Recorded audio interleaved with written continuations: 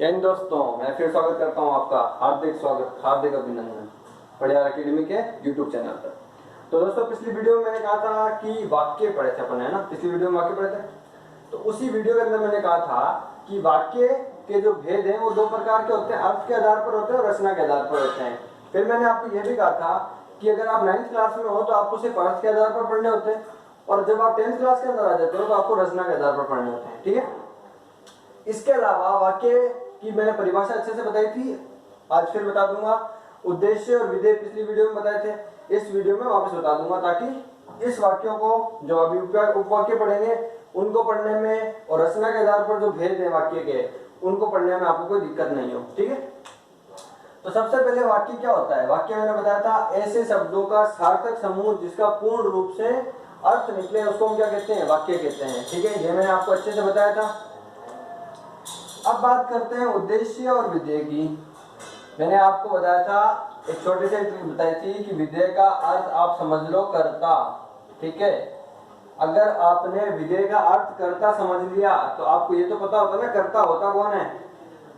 तो कर्ता कौन होता है, जो काम करता है, वाक्य के अंदर जो काम करता है। मैंने बोला राम खेलता है, तो खेलता कौन है, राम।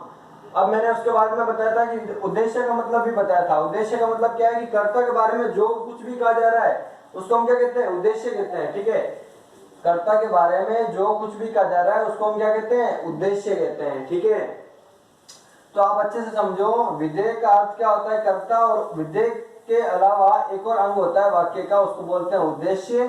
तो कर्ता के बारे में जो कुछ भी कहा जाता है उसको हम क्या कहते हैं, उद्देश्य कहते हैं। आपको एग्जांपल से अच्छे से समझ में आ जाएगा। राम खेलता है, ठीक है, राम खेलता है। वाक्य में मेरे को बताओ कर्ता कौन है, राम, ठीक है। वाक्य में कर्ता कौन है, राम, और खेलता है तो हम क्या कर रहे हैं, राम करता है। राम कर क्या रहा है, राम के बारे में हम क्या बता रहे हैं, उद्देश्य के अंदर बताते हैं कि राम के बारे में, ठीक है। तो देखो वाक्य में विधेय, विधेय कौन है, करता, तो राम। इस वाक्य के अंदर कर्ता कौन है, काम कौन कर रहा है, राम कर रहा है, ठीक है।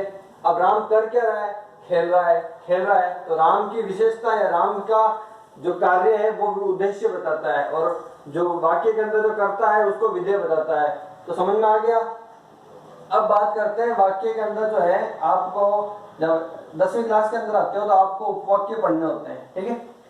उपवाक्य पढ़ने होते हैं और इसको अच्छे से पढ़ना पड़ता है, क्योंकि ये कम से कम 2 अंक के आते हैं, कम से कम 2 अंक, इससे ज्यादा नहीं हो सकते, इससे कम ही होंगे, ठीक है।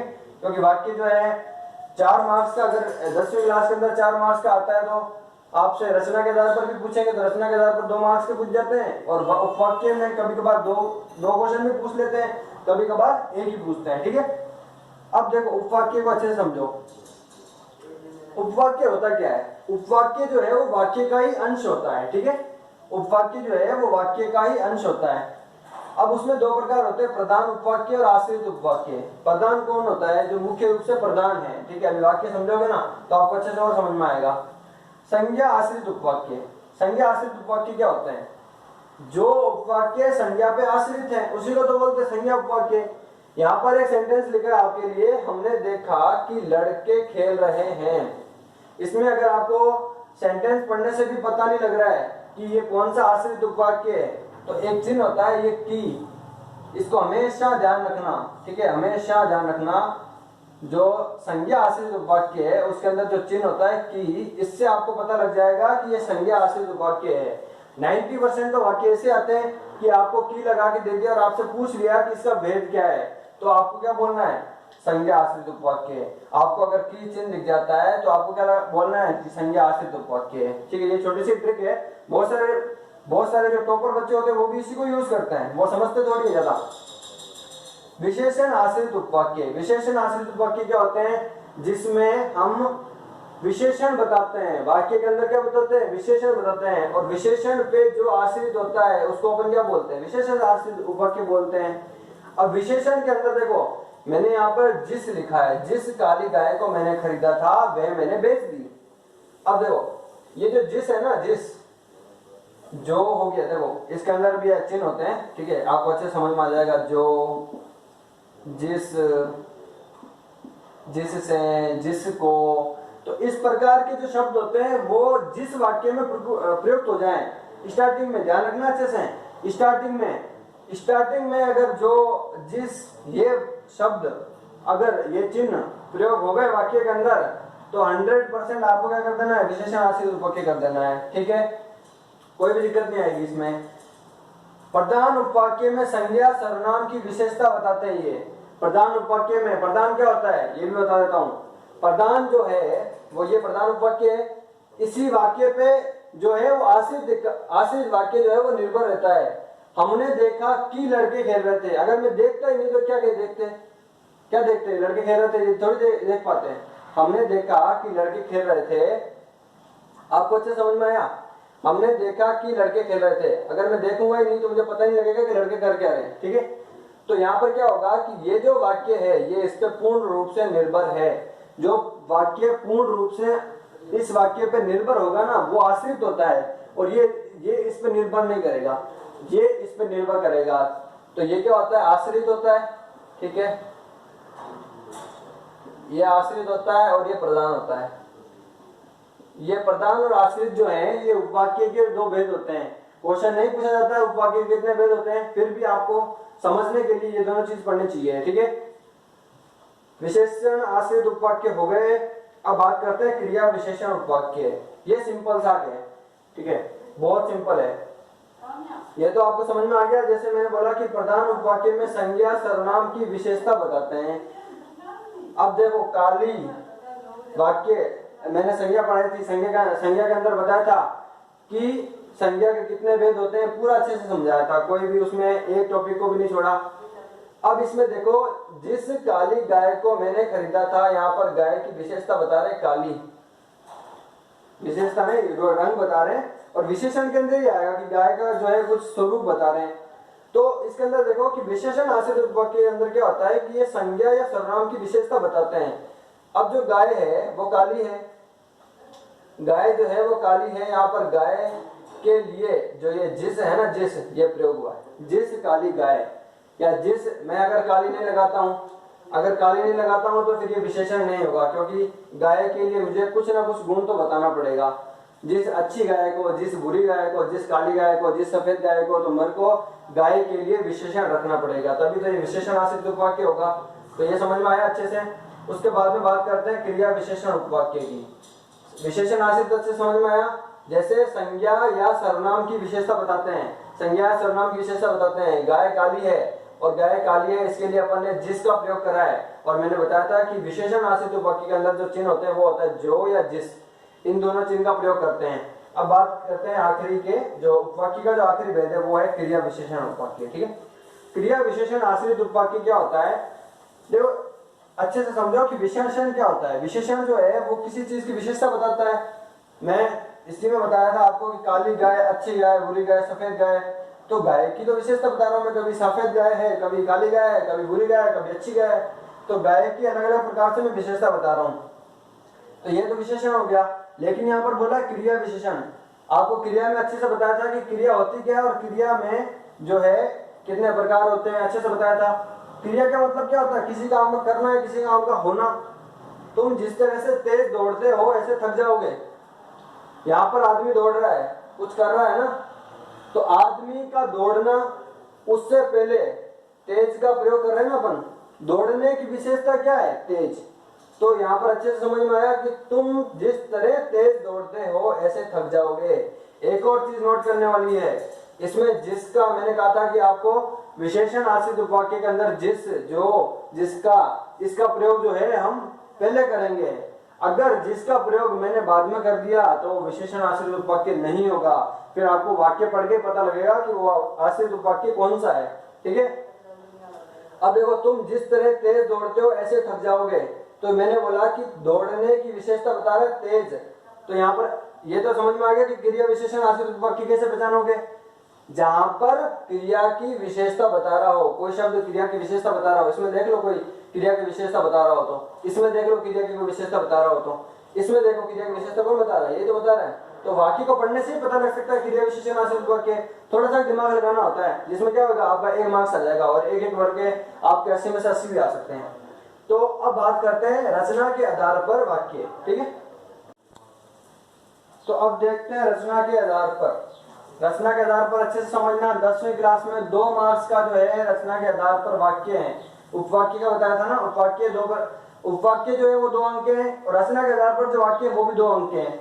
इसको अच्छे से समझना, इसको अच्छे से नहीं समझा तो 2 अंक चले जाएंगे, 80 में से 70 आएंगे फिर हिंदी में, बाकी मार्क्स भी कटेंगे तो नंबर कम हो जाएंगे। इसलिए एक अंक बहुत इंपॉर्टेंट है।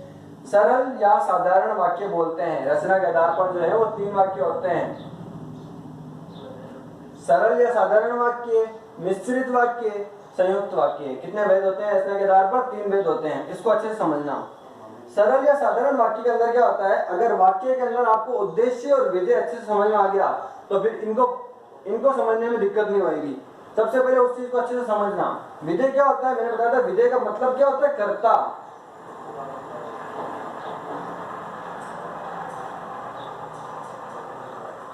विधेय का मतलब क्या होता है, कर्ता। तो विधेय का मतलब होता है कर्ता। अब सरल वाक्य के अंदर क्या होता है कि विधेय कितने भी हो सकते हैं, ठीक है, विधेय कितने भी हो सकते हैं, उद्देश्य जो है उन सबका एक होना चाहिए। मैंने बोला राम और श्याम खेलते हैं, यहां पर विधेय 2 हैं पर इन दोनों का जो उद्देश्य है वो क्या है, खेलना ही तो है। इन दोनों का उद्देश्य क्या है। सरल साधारण वाक्य में क्या होता है कि विधेय और उद्देश्य 2 प्रकार मैंने बताया आपको। जो वाक्य जो होता है उसके 2 अंग होते हैं, विधेय और उद्देश्य। ये जब तक अच्छे समझ में आएंगे तब आपको वाक्य के तीनों भेद अच्छे समझ में आ जाएंगे। ये नहीं आया तो बाकी समझ में नहीं आएगा, ठीक है। अब देखो विधेय और उद्देश्य मैंने बताया कि विधेय और उद्देश्य को आपको अच्छे से समझना पड़ेगा। राम और श्याम खेलते हैं, यहाँ पर विधेय कर्ता कौन है, राम और श्याम है, और ये करते क्या है, उद्देश्य क्या है इनका, खेलना, ठीक है। ये अच्छे समझ में आया। तो सरल साधारण वाक्य को ऐसे बचा सकते हो। मैं बोल दूं राम श्याम और लक्ष्मण, ये तीनों खेलते हैं ना, राम श्याम लक्ष्मण, राम श्याम और लक्ष्मण खेलते हैं, वही काम कर रहे हैं। तीनों का काम क्या है, खेलना। तो यहाँ पर क्या हो सकता है कि विधेय एक से अधिक हो सकते हैं पर उनका उद्देश्य जो है वो एक ही होना चाहिए, तभी वो सरल या साधारण वाक्य बनेगा। अब बात करता हूँ मिश्रित वाक्य। इसके अंदर आपको वाक्य पढ़ते पता लग जाएगा, ये तो मैंने आपको अच्छे से समझा दिया। मिश्रित वाक्य क्या होता है, मिश्रित वाक्य को अच्छे से समझना। ये ऐसा वाक्य है जिसको आप पढ़ते ही पहचान सकते हो। कैसे पढ़ते हुए पहचान सकते हो, इसमें क्या होगा कि आपको पूरा वाक्य दे दिया जाएगा और उस पूरे वाक्य में क्या होगा कि पहला जो प्रधान वाक्य है वो दूसरा जो आश्रित वाक्य है वो दोनों एक दूसरे पे निर्भर करते हैं। सेंटेंस बताता हूं आपको अच्छे समझ में आ जाएगा। अगर वर्षा अच्छी होती तो फसल अच्छी होती। तो वर्षा और फसल, वर्षा क्या होती है, बारिश। तो वर्षा अच्छी होती तो फसल अच्छी होती। तो फसल जो है वो बारिश पे डिपेंड है। अगर बारिश सही नहीं हुई या बारिश नहीं हुई तो फसल खराब हो जाएगी। अगर मैं मेहनत करता तो मेरे अच्छे अंक आते। मेहनत करना और अच्छे अंक का आना दोनों एक दूसरे पे निर्भर हैं। तो वो किस वाक्य के अंदर आ जाएंगे, मिश्रित वाक्य के अंदर आ जाएंगे। पहला वाक्य दूसरे वाक्य पे निर्भर रहेगा। इस चीज को अच्छे से समझ लो। इसमें जब तब इन दोनों का साथ में प्रयोग करेंगे। जब मैं पढ़ता था तब वे खेलता था, तो हम दोनों का एक दूसरे पे डिपेंड है। और भी जो है की लगा देते हैं इसके अंदर भी, ठीक है, की लगा देते हैं। मैं खेल ही रहा था कि बारिश शुरू हो गई। मेरा खेलना और बारिश शुरू होने पे जो है एक दूसरे पे डिपेंड है, ठीक है। तो आपको अच्छे समझ आएगा मिश्रित वाक्य क्या होते हैं, समझ में आ गया अच्छे से। एग्जाम्पल लिख देता हूं यहाँ पर। अगर वर्षा अच्छी होती तो फसल अच्छी होती, ठीक है। मिश्रित वाक्य अच्छे से समझ में आ गया। मिश्रित वाक्य के अंदर क्या होगा, वाक्य को पढ़ते पता लग जाएगा कि वाक्य जो है वो एक दूसरे पे, प्रधान वाक्य आश्रित वाक्य पे निर्भर करेगा, ठीक है। अब बात करते हैं लास्ट संयुक्त वाक्य की। संयुक्त वाक्य में क्या होता है, ये इन तीनों से ही अलग है। ये इससे अलग था, अब ये इससे भी अलग है, ठीक है। संयुक्त वाक्य के अंदर क्या होता है कि दोनों के दोनों वाक्य जो होते हैं वो एक दूसरे पे निर्भर नहीं होते हैं। आप वाक्य पढ़ोगे, अभी मैं वाक्य का उदाहरण बताऊंगा, आपको अच्छे समझ में आ जाएगा। इसमें हम और का प्रयोग करते हैं। अब ये समझना अच्छे से कि और का प्रयोग मैंने यहाँ पर भी किया है, क्योंकि कंफ्यूजन हो जाता है कभी कभार। यहाँ पर मैंने और का प्रयोग कर दिया और वहां पर भी मैंने बताया कि वहां पर और का प्रयोग होगा, पर वहां पर होगा क्या कि दोनों जो वाक्य है वो स्वतंत्र रूप से अब एक दूसरे पे निर्भर नहीं करेंगे, वो स्वतंत्र रहेंगे। ठीक है, मैंने बोला राम खेलता है और श्याम नाचता है। यहाँ पर दोनों दोनों के दोनों वो मस्त रूप से, कोई खेल रहा है और कोई नाच रहा है, वो एक दूसरे पे निर्भर नहीं है। ठीक है, तो संयुक्त वाक्य का एक और क्या है कि नरेश पढ़ता है किंतु नीना खेलती है। तो नरेश पढ़ता है किंतु नीना खेलती है, तो ये दोनों एक दूसरे पे निर्भर थोड़ी है। नरेश अपने पढ़ने में मगन है और नीना जो है वो नीना जो है अपने खेलने में मगन है। ठीक है, ये अच्छे समझ में आया। क्या है कि नरेश पढ़ता है किंतु जो नीना है वो खेलती है। तो यहाँ पर नरेश नीना पे निर्भर नहीं है। किंतु भी प्रयोग कर सकते हैं, परंतु भी प्रयोग कर सकते हैं, अथवा प्रयोग कर सकते हैं, या प्रयोग कर सकते हैं। ठीक है, तो ये अलग अलग चिन्ह होते हैं जो आप प्रयोग कर सकते हो इन वाक्य के अंदर। वाक्य को पढ़ते पता लग जाएगा कि वाक्य जो है कौन सा भेद है, कौन सा उपवाक्य है। मैंने ऐसे बता दिया आपको कौन कौन से चिन्ह देखते आपको पता लग जाना चाहिए। मिश्रित वाक्य को अच्छे समझा दिया कि वाक्य को देखते आपको पता लग जाना चाहिए अगर पहला वाक्य दूसरे वाक्य पे निर्भर हो रहा है तो वो कौन हो जाएगा, मिश्रित। संयुक्त में क्या होगा, पहला वाक्य दूसरे वाक्य पे निर्भर नहीं होगा, और सरल जो है वो इन दोनों से अलग है। वो उसके तो मतलब विधेय एक रहना चाहिए और उद्देश्य विधेय जो है वो एक से ज्यादा हो सकते हैं, उद्देश्य एक से ज्यादा नहीं होने चाहिए। तो आप उम्मीद करता हूँ कि आपको ये पूरा का पूरा जो वाक्य है मतलब रचना के आधार पर भी और अर्थ के आधार पर भी दोनों अच्छे समझ में आएंगे। तब तक के लिए धन्यवाद।